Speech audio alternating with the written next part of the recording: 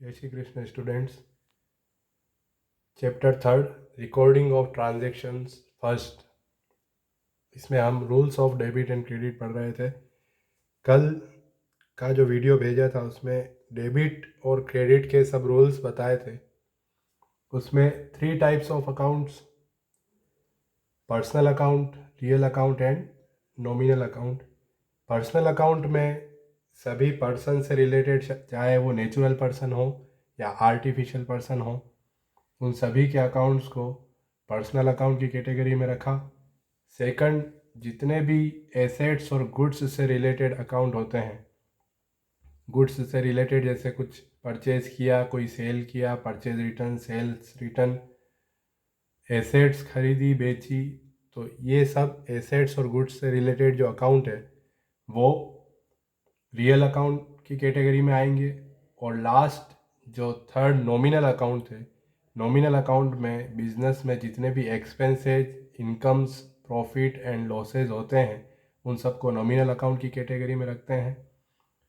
तो वहाँ हमें जब फाइनेंशियल ट्रांजेक्शन हमारे सामने होता है, जब बिजनेस में हम अकाउंटिंग करने जाते हैं, तो फाइनेंशियल ट्रांजेक्शन जब हमारे सामने है कि परचेज हुई है या सेल हुई है या किसी एक्सपेंसेस का पेमेंट किया है या कोई इनकम हुई है, तो वो फाइनेंशियल ट्रांजैक्शन जब हमारे सामने होता है तो सबसे पहले हमें पता होना चाहिए कि उस फाइनेंशियल ट्रांजैक्शन से कौन से अकाउंट पर इफ़ेक्ट हुआ है। इसलिए जो समझाया था कि अकाउंटिंग इक्वेशन है उसे सबसे ज़्यादा हमें प्रैक्टिस करनी है, क्योंकि वो ही बेस है। तो कल 2 ट्रांजैक्शन मैंने समझाए थे, मैंने कहा था 3 तुम ट्राई करना। अब 8 ट्रांजैक्शन और मैं आज समझा रहा हूँ, जिससे rules of debit and credit और ज़्यादा क्लियर हो जाएगा। तो फर्स्ट ट्रांजैक्शन जो मैंने यहाँ लिया है वो है Mayur started business with cash ₹2 lakh. तो जब यहाँ लिखा हुआ है मयूर स्टार्टेड बिजनेस, मतलब मयूर जो है वो प्रोप्राइटर या ओनर है, और हमें ओनर की अकाउंटिंग नहीं करनी है, हमें उसके बिजनेस की अकाउंटिंग करनी है। इसलिए मयूर वो ओनर या प्रोप्राइटर है, इसका नाम हम नहीं लिखेंगे। उसने बिजनेस स्टार्ट किया, तो बिजनेस में क्या ट्रांजैक्शन हुआ उससे हमें मतलब है कि क्या अकाउंट पर इफेक्ट आया है। तो सबसे पहले जो कैश अकाउंट, क्योंकि 2 लाख रुपए कैश इन्वेस्ट किए गए तो बिजनेस में कैश इंक्रीज हुआ है, बिजनेस में कैश का इनफ्लो हुआ है। और जब हमने टर्मिनोलॉजी पढ़ी थी, अकाउंटिंग टर्मिनोलॉजी, तो उसमें पढ़ा था कि जब भी बिजनेस स्टार्ट करने के लिए कोई भी अमाउंट या कोई भी एसेट्स इन्वेस्ट की जाती है तो उसे कैपिटल कहा जाता है, हिंदी में इसे पूंजी कहा जाता है। तो जो फर्स्ट ट्रांजैक्शन है, हमेशा फर्स्ट ट्रांजैक्शन किसी भी बिजनेस का कैपिटल इन्वेस्ट करना ही होता है। तो एक्सप्लेन कर रहा हूँ मैं फर्स्ट ट्रांजैक्शन फर्स्ट।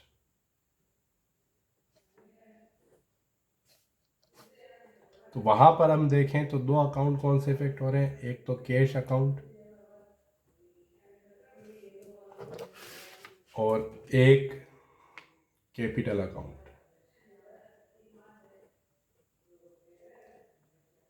तो जब हमें ये अकाउंटिंग इक्वेशन की जब हमारी अच्छी प्रैक्टिस होती है तो हम पता कर सकते हैं इससे इन अकाउंट्स पे इफेक्ट आया है, तो वो हमें लिखने हैं। जैसे कैश अकाउंट और कैपिटल अकाउंट पर इफेक्ट आया, तो उसके बाद सेकंड जो हमारा सीक्वेंस है कि कैश अकाउंट और कैपिटल अकाउंट, इन दोनों अकाउंट की कैटेगरी हमें माइंड में लानी होती है कि कैश अकाउंट कौन सी कैटेगरी में आएगा, कैपिटल अकाउंट कौन सी कैटेगरी में आएगा। तो कैश बिजनेस की एसेट्स है, एक आइटम है, इसलिए इसको रियल अकाउंट में लिखा जाता है। तो कैश अकाउंट के सामने हम लिख देते हैं ये रियल अकाउंट है। और कैपिटल अकाउंट क्योंकि ओनर से रिलेटेड होता है, ओनर एक नेचुरल पर्सन है, तो ये आएगा पर्सनल अकाउंट में। तो कैपिटल अकाउंट के सामने लिखा जाएगा personal account.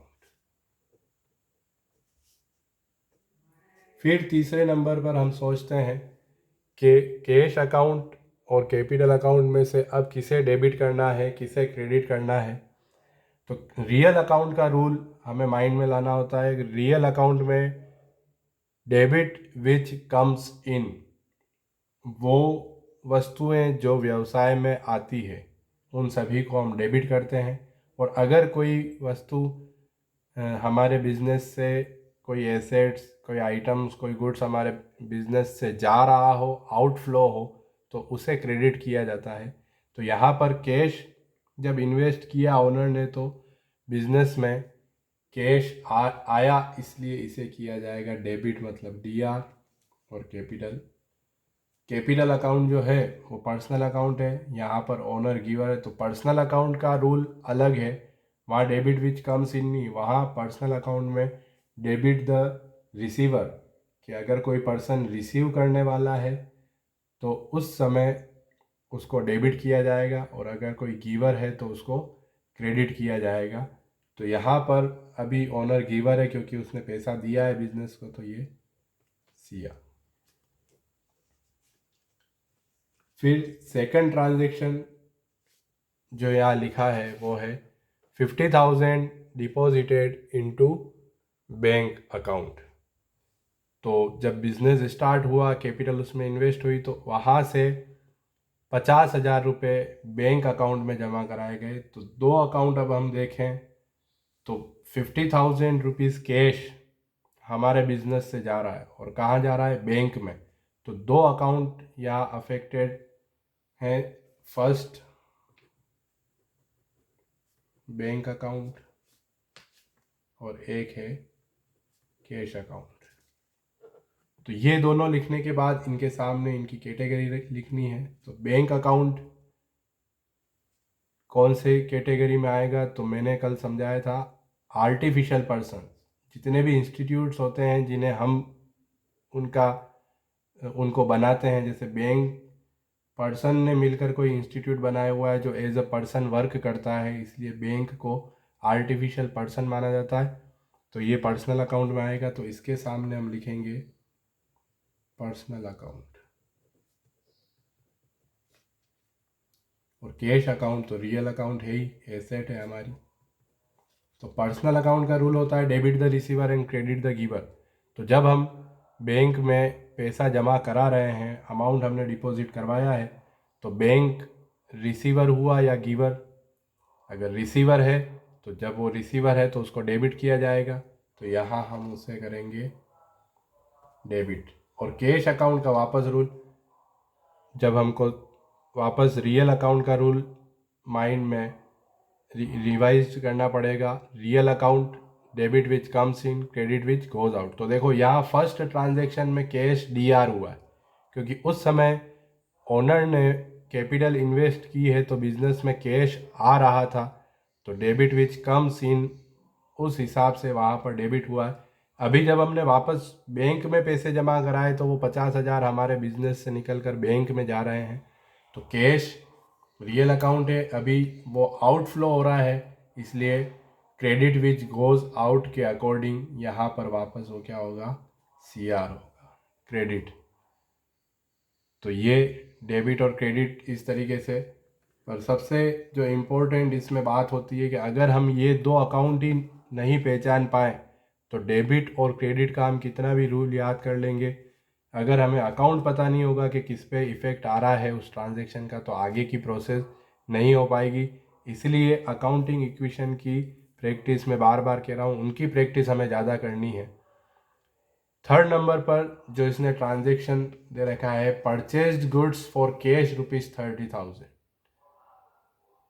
Purchased goods for cash ₹30,000, कि हमने कैश में पैसा देकर 30,000 रुपये का गुड्स परचेज किया है। तो एक तो अकाउंट हो रहा है गुड्स का, जिसे स्टॉक, जब हम अकाउंटिंग इक्वेशन बना रहे थे तो वहाँ पर अकाउंटिंग इक्वेशन में स्टॉक वर्ड लिखा था एसेट साइड में। तो जब हम गुड्स परचेज करते हैं तो एक जो इफ़ेक्ट आएगा वो आएगा स्टॉक पे, और कैश में हमने परचेज किया है तो वो कैश पे, के कैश कम होगा बिजनेस का, 30,000 रुपये हमने गुड्स परचेज़ किया है तो, लेकिन स्टॉक इंक्रीज़ होगा तो स्टॉक या गुड्स कभी भी हम रिकॉर्डिंग करते समय स्टॉक और गुड्स का नाम नहीं लिखते हैं। स्टॉक से रिलेटेड जो 4 अकाउंट है, तो यहाँ पर परचेज कर रहे हैं तो गुड्स की जगह तो आएगा परचेज अकाउंट, और कैश में परचेज किया है तो एक इफेक्ट कैश पे आया तो एक कैश अकाउंट। तो परचेज अकाउंट के सामने हम उसकी कैटेगरी लिखेंगे। परचेज अकाउंट गुड्स से रिलेटेड है तो ये रियल अकाउंट हो गया। कैश अकाउंट, तो कैश अकाउंट भी रियल अकाउंट है। दोनों ही कहें तो दोनों ही वस्तुएं हैं। गुड्स जो हम सामान खरीद रहे हैं बाजार से वो भी एक वस्तु है, और कैश जो हमारे पास है वो भी एक वस्तु है। तो यहाँ पर जो ट्रांजैक्शन हुआ इसमें एक वस्तु हमारे बिजनेस में आई है और दूसरी गई है। तो जो रियल अकाउंट का रूल है कि जो बिजनेस में आता है उसे डेबिट कर दो, तो गुड्स आया है तो परचेज तो हो जाएगा DR, और कैश गया तो वो CR, ये डेबिट और क्रेडिट। फोर्थ ट्रांजैक्शन में परचेज गुड्स फ्रॉम केशव ₹20,000। तो यहाँ पर देखो थर्ड ट्रांजैक्शन से ये किस तरीके से डिफरेंट है। वहाँ थर्ड ट्रांजैक्शन में कहा है कि परचेज गुड्स फॉर कैश, वहाँ कैश में परचेज किया, और यहाँ पर कहा है परचेज गुड्स फ्रॉम केशव। तो किसी का नाम दे दे और कैश लिखा नहीं हो तो इसका मतलब ये है कि हमने केशव से वो क्रेडिट पर परचेज किया है। हमें हमेशा यही मानना है, अगर नाम दिया हुआ है किसी का तो हमने क्रेडिट पर ही परचेज़ किया होगा। वैसे भी अगर हम हमारी शॉप पर बैठे हुए हैं और कोई पर्सन आता है हमसे 5,000 रुपये का गुड्स खरीद के ले जाता है और पैसे दे जाता है, तो तब हम उसका नाम नहीं लिखते, क्योंकि हमारे पास पैसे आ गए तो फिर हमें उसके नाम से मतलब नहीं होता है। लेकिन अगर वो उधार पर खरीद के ले जाता है तो उसके नाम से हम एंट्री करते हैं। तो यहाँ पर नाम दिया है, मतलब ये परचेज क्रेडिट परचेज है। तो गुड्स परचेज किया किससे? केशव से। तो यहाँ दो अकाउंट अफेक्टेड है, एक तो वापस परचेज अकाउंट और एक अकाउंट होगा केशव अकाउंट, केशव अकाउंट। तो केशव जिससे हमने गुड्स क्रेडिट पर परचेज किया तो वो एक क्रेडिटर हो गया हमारे लिए। तो क्रेडिटर और एक परचेज अकाउंट। परचेज अकाउंट के सामने हम लिखेंगे ये गुड्स से रिलेटेड है, रियल अकाउंट। और केशव, तो ये तो एक नेचुरल पर्सन है तो ये आएगा पर्सनल अकाउंट में। तो पर्सनल अकाउंट का रूल जब हमने सीखा था, personal account debit the receiver credit the giver. तो केशव से जब गुड्स परचेज किया तो केशव गिवर हुआ, उसने हमें गुड्स दिया है तो गिवर है, इसलिए इसको किया जाएगा क्रेडिट। और परचेज अकाउंट वापस वही, परचेज अकाउंट हमेशा डेबिट ही होगा, क्योंकि परचेज अकाउंट जब हम परचेज करते हैं तो गुड्स हमारे बिजनेस में आता है, इसलिए रियल अकाउंट के according debit which comes in, ये DR होगा। अब फिफ्थ ट्रांजेक्शन देखना है, पेड ₹500 फॉर कैरिज एक्सपेंसेस। अब ये जो फिफ्थ ट्रांजेक्शन है ये ऊपर वाले सब ट्रांजेक्शन से अलग है। कैरिज एक्सपेंसेस कहते हैं गाड़ी भाड़े का जो खर्चा होता है, कि हम जब गुड्स परचेज करके लाते हैं तो ट्रक वाले को या लोडिंग टेम्पो वालों को और इनको किसी को जब पेमेंट करते हैं तो वो कैरिज एक्सपेंसेस कहलाता है। तो 500 रुपये कैरिज एक्सपेंसेस हुए तो हमने पे किए, तो एक तो यहाँ क्लियर है कि कैश पे इफेक्ट आ रहा है, एक कैश अकाउंट है। और सेकंड जो अकाउंट है वो कैरिज।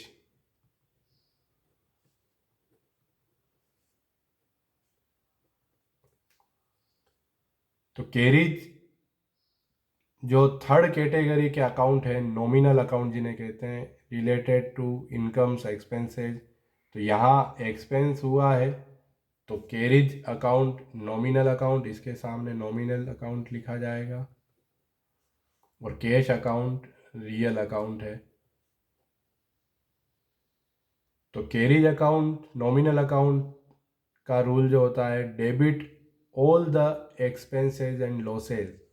कल जो मैंने पिक्स भी सेंड किए थे तो वो अपने अपने रजिस्टर में राइट डाउन करने हैं, तो उनको गोल्डन रूल्स ऑफ अकाउंटिंग उनको कहते हैं। कैरिज अकाउंट नॉमिनल अकाउंट है, डेबिट ऑल द एक्सपेंसेस। यहाँ पर वो खर्चा है या इनकम है। तब जब हमने गुड्स परचेज किया, कैरिज का पेमेंट किया है, तो कैरिज हमारे लिए खर्चा है, तो इसे किया जाएगा डेबिट। और कैश का जब रियल अकाउंट है तो उसमें खर्चा और ये नहीं सोचना है। कैश अकाउंट का जब हम सोचेंगे तो रियल अकाउंट के अकॉर्डिंग सोचना है, कैश आ रहा है या जा रहा है। तो यहाँ पर जब हम कैरिज का पेमेंट करेंगे तो कैश हमारे पास से जाएगा, तो क्रेडिट विच गोज आउट, तो ये होगा CR। ये जो तरीका हम लिख रहे हैं ये सिर्फ सीखने के लिए है, ये अभी जर्नल एंट्री स्टार्ट नहीं हुई है। जर्नल एंट्री तो एक पर्टिकुलर फॉर्मेट बना के और एक सिग्निफिकेंट मैनर में लिखी जाएगी। अभी सिर्फ डेबिट और क्रेडिट के रूल को सीखने के लिए ये सिखा रहा हूँ, आगे कहीं भी तुम्हें इस तरीके से करना नहीं है। ये सिर्फ अभी इनिशियल स्टेज पर तुमको सिखाने के लिए इस तरीके की प्रोसेस अपनाई जा रही है। 6th वाला, परचेज्ड मशीनरी। अब देखो यहाँ पर शुरू में स्टूडेंट्स को सबसे ज़्यादा कन्फ्यूज़न होता है। ऊपर लिखा हुआ है परचेज गुड्स और यहाँ आया है परचेज्ड मशीनरी। तो जब मैंने वीडियोस भेजे थे शुरू में तो वहाँ कहा था कि एसेट्स और गुड्स दोनों में जो डिफरेंस है उस डिफरेंस को माइंड में क्लियर करना इसलिए ज़रूरी है क्योंकि जर्नल एंट्री करते समय जब गुड्स परचेज किया जाएगा, गुड्स वो आइटम होते हैं जो हम रीसेल करने के लिए परचेज करते हैं, जबकि एसेट्स वो आइटम्स होती हैं जो हम रीसेल के लिए नहीं, हमारे बिजनेस में यूज़ करने के लिए परचेज करते हैं। तो यहाँ पर जो मशीनरी परचेज की गई वो गुड्स नहीं है, वो एसेट्स है। और जब भी कोई एसेट्स परचेज की जाएगी तब परचेज वर्ड यूज़ नहीं किया जाएगा। तो यहाँ पर परचेज्ड लिखा होने के कारण जब स्टूडेंट्स जर्नल एंट्री में एक अकाउंट परचेज अकाउंट ले लेते हैं, लेकिन जब गुड्स परचेज किया जाएगा तो ही परचेज अकाउंट लिखना है। जब कोई एसेट खरीदी जाएगी तो उस एसेट्स का नाम आएगा। जैसे यहाँ पर मशीनरी परचेज की गई है तो मशीनरी अकाउंट, और एक कैश अकाउंट, क्योंकि मशीनरी परचेज की है तो कैश, तो मशीनरी अकाउंट एसेट है, रियल अकाउंट। कैश भी एसेट है, ये भी रियल अकाउंट। एक चीज़ बिजनेस में आ रही है, एक चीज़ जा रही है, तो machinery debit which comes in के हिसाब से इसको डेबिट किया जाएगा। कैश गया है तो ये क्रेडिट। 7th जो ट्रांजैक्शन है, sold goods to Madhav. Madhav को हमने गुड्स सोल्ड किया, तो अब यहाँ पर समझना है कि वापस वही जिस तरीके से परचेज गुड्स फ्रॉम केशव लिखा हुआ था तो नाम था और कैश लिखा हुआ नहीं था, उसी तरीके से यहाँ है कि सोल्ड गुड्स टू माधव, मतलब यहाँ भी क्रेडिट पर सेल किया गया है। कोई माधव हो सकता है जो ओनर है उसका फ्रेंड हो, उसको 15,000 रुपये का गुड्स क्रेडिट पर सेल किया गया, तो फर्स्ट तो माइंड में ये क्लियर होना चाहिए कि कैश पर कोई भी इफ़ेक्ट नहीं आया। तो जब कैश पे इफ़ेक्ट नहीं आया तो एक अकाउंट तो हो रहा है माधव। जब कोई पर्सन हमें पैसा नहीं देता है या हम किसी पर्सन को पैसा नहीं देते हैं तो उसका अकाउंट खोला जाता है, ताकि फ्यूचर में जब भी पेमेंट करें तो उस अकाउंट को देखकर पेमेंट कर सकें या पेमेंट ले सकें कि कितने रुपए लेने या देने हैं। तो एक तो अकाउंट होगा माधव्स अकाउंट। और सेकंड, जब उसको गुड सेल किया तो स्टॉक कम हुआ, हमारे यहाँ से गुड्स गया, तो स्टॉक से रिलेटेड जो 4 अकाउंट बताए, purchase account, sales account, purchase return और सेल्स रिटर्न, तो चारों में से जो सेल्स अकाउंट है वो यहाँ हो रहा है, सेल्स करी हमने तो वो अकाउंट लिखेंगे सेल्स अकाउंट। तो माधव पर्सनल अकाउंट है, नेचुरल पर्सन है, जबकि सेल्स जो है ये गुड्स से रिलेटेड है, इसलिए ये रियल अकाउंट की कैटेगरी में आएगा। अब माधव पर्सनल अकाउंट है, रूल डेबिट द रिसीवर, तो जब हमने उसको सेल किया तो वो रिसीवर हुआ, उसको गुड्स रिसीव हो रहा है तो उसको करेंगे डेबिट। और सेल्स रियल अकाउंट है, रियल अकाउंट का रूल अलग है। रियल अकाउंट का रूल होता है debit which comes in, credit which goes out. तो गुड्स हमारे पास से गया है तो वो क्रेडिट। और लास्ट ट्रांजैक्शन जो 8th ट्रांजैक्शन है वो है cash received from Madhav. Madhav से कैश रिसीव हुआ। अब देखो यहाँ पर दो अकाउंट क्या होंगे, एक अकाउंट तो कैश रिसीव हुआ है तो कैश, और एक अकाउंट माधव। तो माधव पर्सनल अकाउंट है, अब वो हमें पैसा दे रहा है तो अब वो गिवर हुआ। तो according to rules of personal account, credit the giver, अभी वो पैसे देने वाला है इसलिए ये तो हो जाएगा क्रेडिट। और रियल अकाउंट का रूल होता है डेबिट विच कम्स इन, तो वो हमें पैसा दे रहा है तो हमारे पास कैश आ रहा है तो डेबिट विच कम्स इन के हिसाब से ये होगा कैश DR।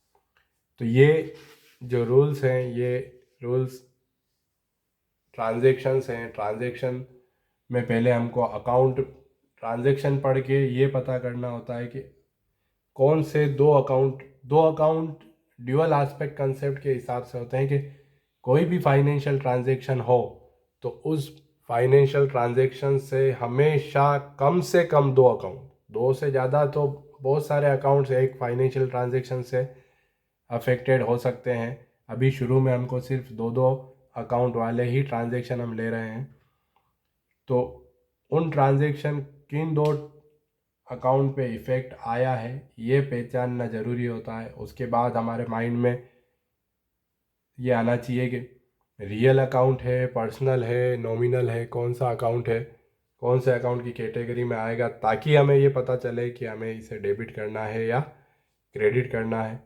तो इस तरीके से डेबिट और क्रेडिट, तो ये जो ट्रांजैक्शन मैंने 8 ट्रांजैक्शन बताए वीडियो देख के, उसके बाद जो ये ट्रांजैक्शन है इन्हें वापस प्रैक्टिस करनी है, एक्सरसाइज तुमको करनी है इन ट्रांजैक्शन को वापस लिख के, और क्या डेबिट होगा क्या क्रेडिट होगा। और अगर कोई टॉपिक समझ में नहीं आता है तो वापस जो क्वेरी हो वो तुम पूछ सकते हो मैसेज में या कॉल पे।